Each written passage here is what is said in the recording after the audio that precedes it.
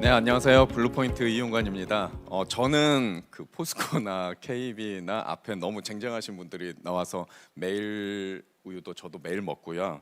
어, 저는 이제 투자를 하는 그 투자업을 운영을 하고 있는데 저도 왜 불렀을까라는 궁금증이 있었는데 실은 저는 이제 많은 자본들과 인재들이 이 문제에 관심을 가져야 된다고 생각을 하고 있고 또 그 이유 중에 하나가 여기에 굉장히 큰 기회가 있다고 생각해서입니다. 굉장히 투자자적인 발상인데요. 왜냐하면 저희들 쪽에서는 시장의 크기는 문제의 크기라는 이런 생각을 가지고 있습니다. 그래서 문제가 굉장히 크기 때문에 이게 굉장히 큰 시장이라고 생각을 하고 있고요. 또 하나는 인구 문제처럼 당위성이나 가치는 굉장히 그 높이 있는데 경제성이 이렇게 경제성과의 갭이 굉장히 커서 이걸 달성하기 어려운 이슈들이 굉장히 많이 있습니다. 실은 저희는 이제 기술 기업에 투자를 많이 하는데 기술이 그런 갭을 해결할 수 있을 때 굉장히 또 큰 수익이 날 수 있다고 기대를 하고 있거든요. 저희가 스타트업이 왜 인구 문제를 풀 수 있냐, 뭐 다는 못 풀겠지만 그래도 꽤 기여를 할 수 있다고 생각을 해서 그런 부분에 대해서 좀 말씀드리려고 합니다. 실은 이제까지 인구 문제는 좀 공공의 영역으로 여겨져 왔고 정책을 하는 분들의 뭐 책임 아닌가, 또 거기에 솔루션이 있지 않나라는 이제 생각을 해왔던 것 같습니다. 근데 이제 저는 좀 다르게 보고 있고요. 예를 들면 인구 문제처럼 굉장히 거대하지만 아직도 풀리지 않고 계속 진행 중인 문제 중에 하나가 기후 문제가 있거든요. 지금 기후 문제를 예전부터 지금부터 딱 100년 전에 처음으로 기사화돼서 기후 문제가 앞으로 심각해질 거다라는 게 100년 전부터 기사가 나왔었어요. 근데 이제 와서야 많은 사람들이 그래도 관심을 가지고 뭔가 해보려고 하는 그 과정에 저는 이제 테슬라가 있었다고 생각을 하는데요. 예를 들면 그 교토 프로토콜 같은 경우도 프로토콜은 만들고 협약은 맺었지만 거의 제대로 지켜지지 않고 있어요. 예를 들면 대기업이 솔루션으로서 했던 것 중에 하나가 이제 GM이 캘리포니아 주정부하고 법까지 개정을 하면서 전기차 도입을 하는 걸 이제 만들었는데 어떻게 보면 비운의 자동차가 됐죠. EV1이라는 굉장히 많은 여러 가지 뭐 정치적인 이슈도 있고 뭐 로비도 있고 뭐 경제적인 큰 어떤 그런 플레이어들에 의해서 이제 뭐 죽었다 이런 음모론도 있고 하지만 어쨌든 되지 않았어요. 근데 굉장히 뜬금없는 스타트업이 나왔죠, 테슬라가. 근데 이들이 했던 제가 이걸 보여드린 이유는 접근 방식이 완전 달랐어요. EV1 같은 경우 어떻게 보면 되게 경제성 있는 모델을 처음으로 제안을 했어요. 테슬라는 굉장히 도발적인 모델을 첫 모델로 했어요. 어떻게 보면 그게 메시지잖아요. 로드스타라는 스포츠카를 가지고 시작했어요. 어떻게 보면 그 전에는 우리가 살 지구 뭐 물려줘야 돼 뭐 이런 캠페인적인 어떤 그런 메시지로 제품이 녹아 있었다면 테슬라는 굉장히 욕망에 기대서 이걸 시작했어요. 기술도 노트북에 쓰던 배터리를 뭐 800개 모아가지고 없던 배터리를 만들어 쓰기도 했지만 이걸 가지고 시작했죠. 결과는 여러분들이 훨씬 더 잘 아실 거예요. 지금은 이것 때문에 굉장히 많은 기후 테크들이 살아나고 있죠. 그 하나의 또 다른 예가 있어요. 테슬라의 모델들이에요. 이름이에요. 모델 S, 모델 3, X, Y. 무슨 단어가 보이지 않나요? 근엄하게 접근하지 않았어요. 이 모델 이름을 다 조합해 보면 섹시해요. 너무 노골적이니까 E를 3로 바꾼 거예요. 어떻게 보면 이들이 시작했던 거는 제로 100, 굉장히 시속 0에서 100까지 가는 빠른 어떤 그런 속도 또는 내가 그러면서도 이런 스타일에 기대서도 또 기후 문제에 기여할 수 있다라는 것들을 어떻게 보면 약간 도치시켜가지고 전혀 다른 접근 방법을 쓴 거죠. 제가 이 말씀을 드린 이유는 당위적으로 접근하는 것보다 지금의 세대는 굉장히 많이 변했다. 그래서 그 각각의 인구를 구성하고 있는 세그먼트들의 욕망이나 필요를 되게 자극할 필요가 있다고 저는 생각을 합니다. 아까 말씀드렸듯이 저희 같은 투자 회사가 이 문제에 관심을 갖는 이유는 시장의 크기가 굉장히 클 걸로 기대가 돼서입니다. 많은 분들은 이렇게 생각을 안 하시는 분들도 있어요. 근데 저는 그렇다고 생각을 하고, 실제로도 피부적으로도 저희는 이제 3년 전부터 이쪽에 관심을 가지고 저희가 뭐 투자도 하고 컴퍼니 빌딩도 하고 이런 포럼도 개최하고 막 이랬었는데, 최근에 엄청나게 그 이제 관심들이 많이 온 게 느껴지더라고요. 그래서 저는 이제 굉장히 큰 문제가 되고, 이거는 투자자한테나 스타트업한테도 굉장히 큰 기회가 될 거라고 저는 생각을 하고 있습니다. 왜 인구 문제를 스타트업이 푸는 게 적합하냐? 저는 스타트업은 대기업이 어떻게 보면 1에서 100이나 1000, 만으로 이렇게 스케일업 하는 거를 굉장히 잘하는 회사라고 하면, 스타트업은 0에서 1을 만드는 걸 굉장히 잘하도록 트레이닝 돼 있거든요. 그래서 처음에 그 불확실한 상황에서의 고객을 알아내고 그 불확실성 속에서 혁신하고, 그다음 그걸 굉장히 빠르게 실행하는 게 최적화된 어떤 사람들입니다. 그래서 저는 인구 문제를 고객 중심적 접근으로 바라봐야 되지 않느냐라는 생각을 합니다. 생산 인구가 감소한다? 그러면은 그리고 경력 단절 때문에 여기에 못 온다? 그러면은 그 기화된 어떤 그런 시간들을 집에 있으면서도 어떻게 생산 쪽으로 기여할 수 있도록 서비스화할 건지, 또는 그런 것들을 도와주는 기술을 만들 건지, 이렇게 한다면 굉장히 많은 것들이 저는 생길 수 있다고 생각해요. 그래서 그게 고객 중심적으로 생각을 하다 보면 굉장히 많은 분야에서 새로운 기회가 있다라고 이제 저는 생각을 하고요. 스타트업에서 어떤 그 시장하고 이 제품 간의 갭을 이렇게 피팅하는 그런 거에서 굉장히 많은 가치들이 생깁니다. 우리는 그걸 프로덕트 마켓 핏이라고 부르거든요. 저는 이 프로덕트 마켓 핏이 일반 시장에서 인구 문제가 들어왔을 때는 데모그래픽 프로덕트 마켓 핏이라는 새로운 방식으로 좀 방법론이 바뀌어야 된다고 생각을 하고 있습니다. 보시면은 이거는 일반적인 프로덕트 마켓 핏입니다. 타겟 고객이 있고 그 타겟 고객들이 느끼는 미충족 수요들이 있습니다.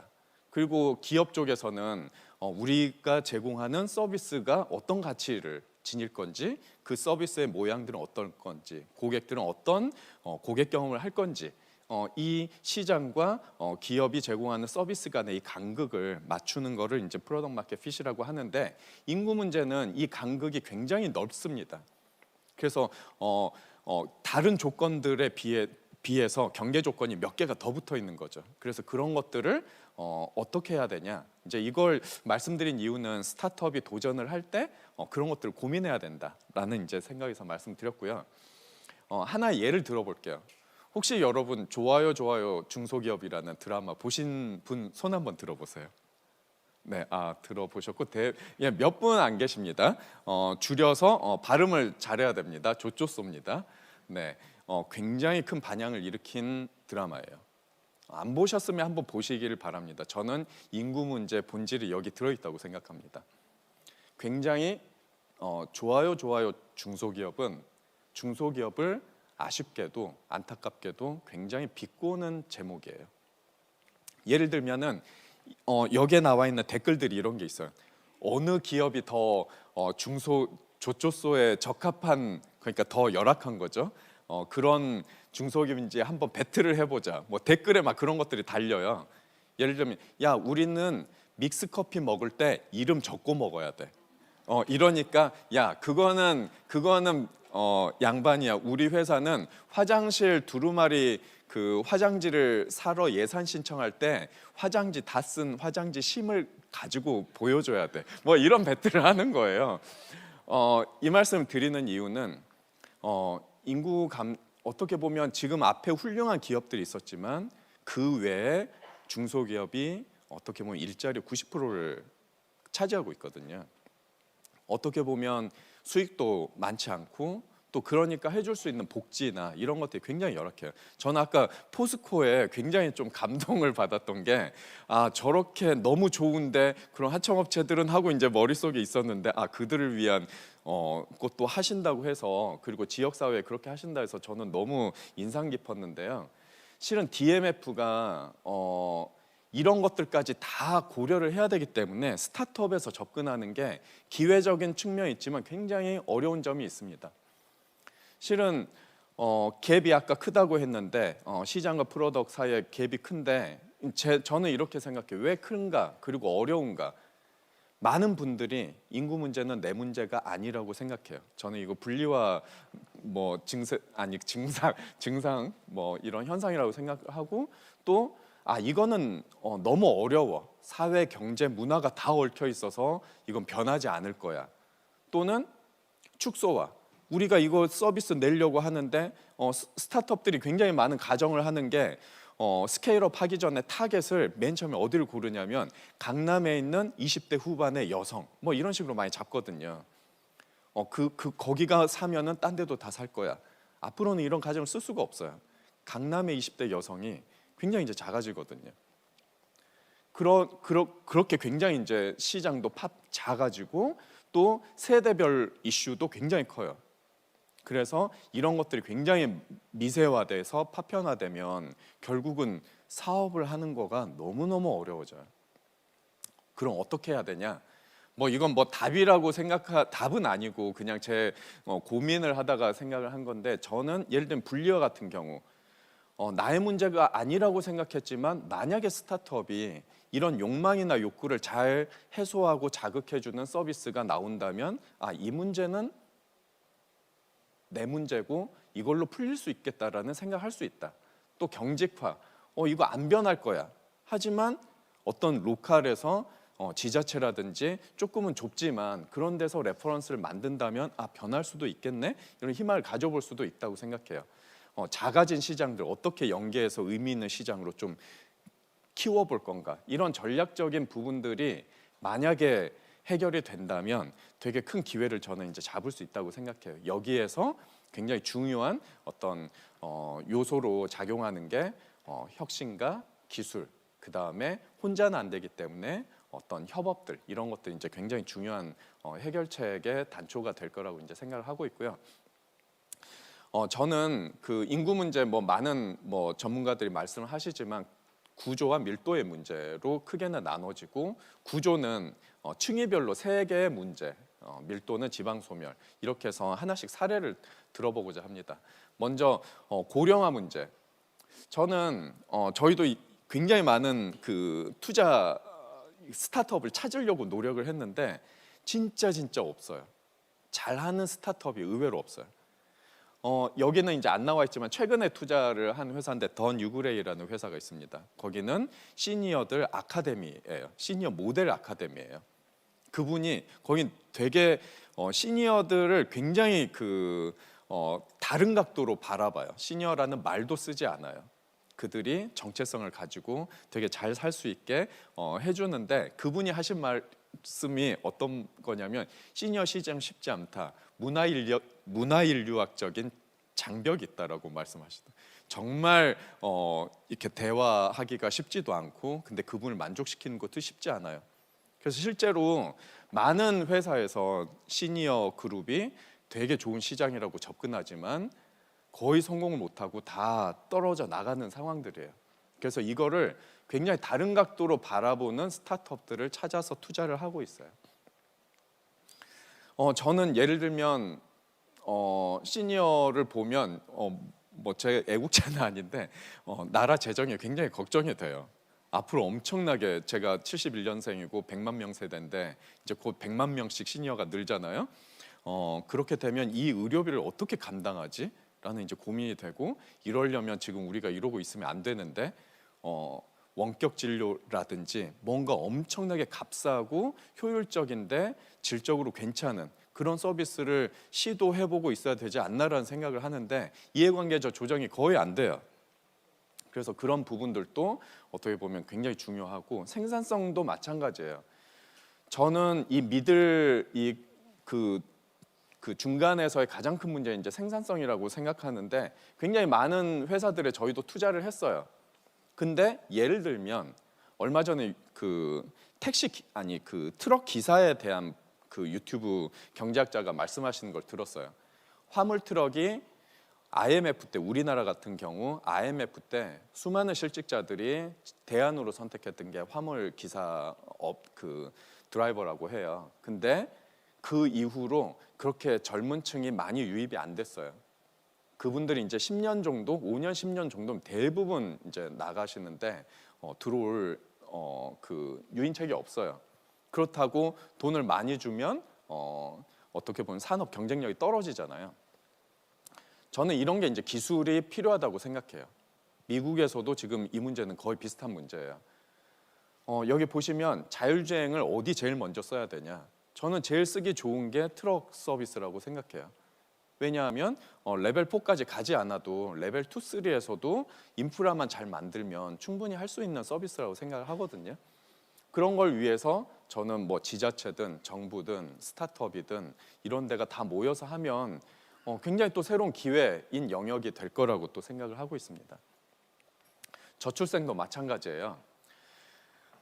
정말 저출생도 저희는 그 컴퍼니 빌딩을 하는데 인구 문제 관련된 컴퍼니 빌딩을 해요. 근데 만약에 좋은 회사가 있으면은 투자를 한다. 인베스트. 만약에 없으면은 인벤트. 그래서 인베스트 인벤트 전략으로 하는데 정말 아직까지는 인구 문제 관련된 회사가 이제 많이 없어요. 그래서 저희가 직접 만들어서도 해보고 성과도 있었지만 정말 힘들구나 이런 것들 이제 느끼고 있고 어떻게 보면 지금 이렇게 굉장히 많은 요인들에 의해서 출산을 미루는데 굉장히 많은 회사들이 또 나타나고는 있습니다. 그래서 이런 것들 좀 희망적이라고 생각은 하고요.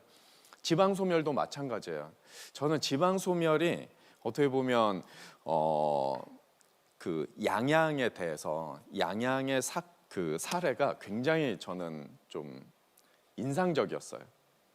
양양은 보시면은 2015년도에 처음에 컨테이너 박스 2개로 시작을 했거든요. 그리고 10,000명 정도가 방문을 했어요. 지금은 190만 명이 방문을 해요. 이게 이유가 뭘까? 그냥 뭐 서핑 인기가 한번 이렇게 생겨서일까? 저는 이걸 자세히 좀 리서치를 해보고 되게 놀랐어요. 굉장히 많은 장치들이 들어있고 철학들이 들어있고 자세히 분석하면 지방도 뭔가 제2의 양양이 되지 않을까라는 생각을 했어요. 첫 번째 성공 요인 의외로 굉장히 불편하게 했어요. 여기 그 대표님 그 인터뷰 보니까 학생이 쓰기 시작한 패션 브랜드는 곧 망할 때가 됐다라는 뜻이래요. 그래서 학생들이 못 오게 만든 거예요.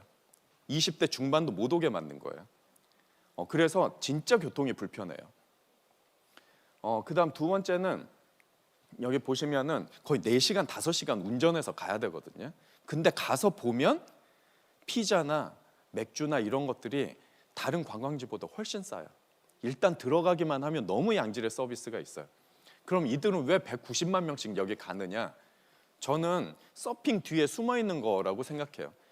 나 서핑하러 양양 가는 사람이야. 그건 뭐냐면 나 건강해. 나 도전을 좋아해. 나 그런 열정이 있어. 그리고 거기까지 갈 만한 여유도 있어. 그리고 그 문화가 굉장히 힙해. 라는 정체성을 부여한 거거든요. 그래서 저는 지방에 사람을 데려온다고 했을 때 우리 밀도 여기 높으니까 당위적으로 그냥 좀 흩어져 사는 게 좋지 않냐라는 걸로 꼬시는 것보다 다른 정체성으로 끌어들일 만한 거를 강력한 걸 만들면 그렇게 해자를 쳐놔도 온다라는 거를 보여준 사례라고 저는 생각을 합니다. 굉장히 많은 이거 이제 막 기사 대충 잡아온 거예요. 왜 이렇게 됐을까? 뭐 입시 문제냐, 뭐 취업 문제냐, 뭐 육아 너무 어렵다, 뭐 여러 가지 다 있는데 저는 이런 모든 문제들이 투자자 입장에서 보면, 스타트업 입장에서 보면 기회라고 봤으면 좋겠어요. 그리고 만약에 우리가 이런 걸 기회라고 생각하는 한 10,000개 정도의 스타트업이 여기에 이게 기회야 하고 각각의 문제들에 대해서 잡고 고객 경험을 혁신하고 뭐 기술로 그 어떤 갭을 경제성을 확보하고 이런 노력들을 한다면 저는 굉장히 다른 반전이 생기지 않을까라는 말씀을 드리면서 마치겠습니다. 감사합니다. 네.